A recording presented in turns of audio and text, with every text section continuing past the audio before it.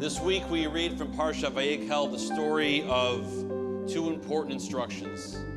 First, God reminds Moses of our responsibility to observe Shabbat, and God tells us that we may not do our work on Shabbat. The work that God was referring to was explicitly was the building of the sanctuary, the tabernacle.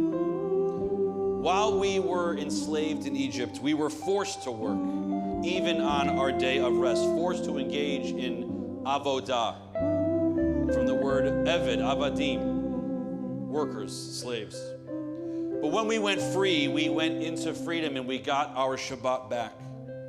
And God told us that the work that we were forbidden to do was the work of melacha, the same creative work that God did during the acts of creation in the book of Genesis.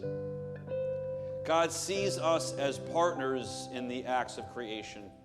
And just as God rested on Shabbat, so must we.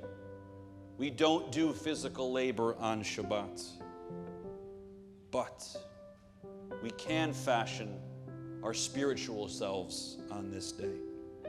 We can fashion and maintain and reinforce who we are as a person, the relationships that we carry, the appreciations we have for the world around us.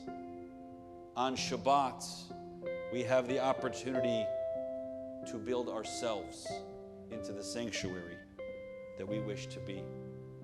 On Shabbat, we take time to imagine what we want our families to be. We want our synagogues to be. We want our communities to be.